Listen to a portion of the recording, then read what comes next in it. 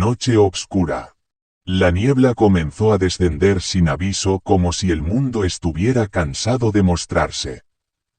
No era una niebla ligera, pasajera, sino una presencia densa, casi consciente, que se deslizaba entre los árboles con la delicadeza de un pensamiento oscuro. El bosque, que durante el día ofrecía refugio y claridad, se transformaba en un territorio suspendido entre lo real y lo simbólico.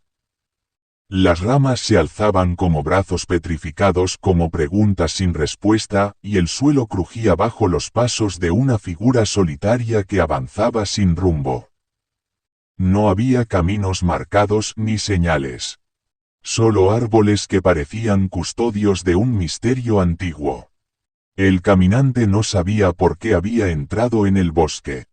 No lo guiaba una brújula ni una promesa, sino una necesidad silenciosa, una urgencia que no podía nombrar. Su rostro estaba cubierto, no por el frío, sino por el deseo de no ser visto. No por otros, sino por sí mismo. Había huido de algo, aunque no recordaba qué. Tal vez de una pérdida. Tal vez de una verdad que había evitado demasiado tiempo.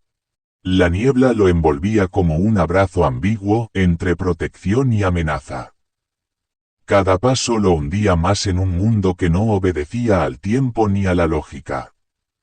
Las ramas comenzaban a cerrarse sobre él como si el bosque quisiera abrazarlo o devorarlo. Algunas rozaban su piel con suavidad, otras lo arañaban como si quisieran recordarle algo. Y entonces comenzaron los susurros. No venían de afuera, sino de adentro. Voces que hablaban en lenguas que no había oído desde la infancia. Palabras que no eran palabras, sino emociones, culpa, deseo, miedo, esperanza. Los árboles no eran solo árboles. Eran testigos. Algunos mostraban cicatrices en su corteza como heridas que nunca sanaron. Otros estaban cubiertos de musgo como si el tiempo los hubiera olvidado. Y sin embargo todos lo observaban.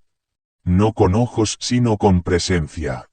Lo hacían sentir desnudo, expuesto, como si el bosque supiera quién era realmente.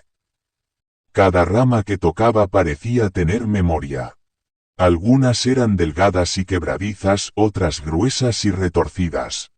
Tocarlas era como tocar recuerdos, algunas dolían, otras reconfortaban.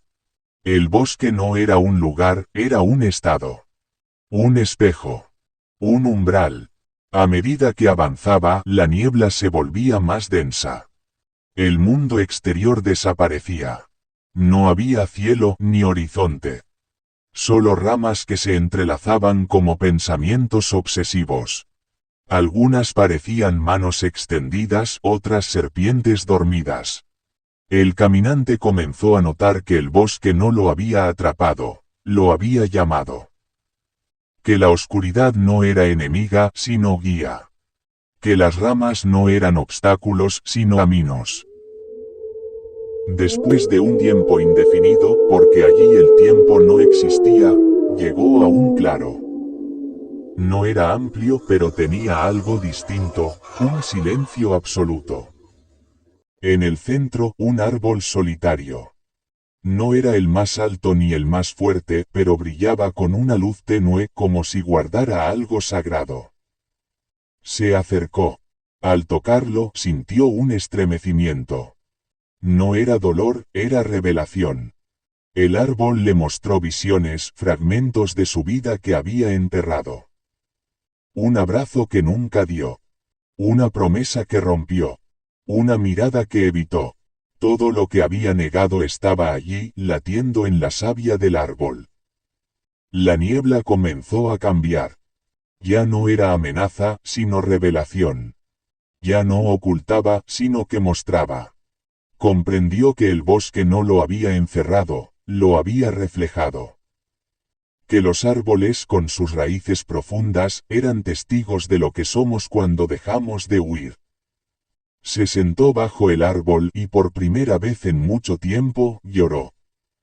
No por tristeza, sino por reconocimiento. Porque en ese bosque de niebla y ramas había encontrado algo que no sabía que buscaba, el eco de sí mismo. Cuando salió del bosque, el sol ya había ascendido. La niebla se disipaba lentamente como si supiera que su trabajo estaba hecho. El caminante no era el mismo.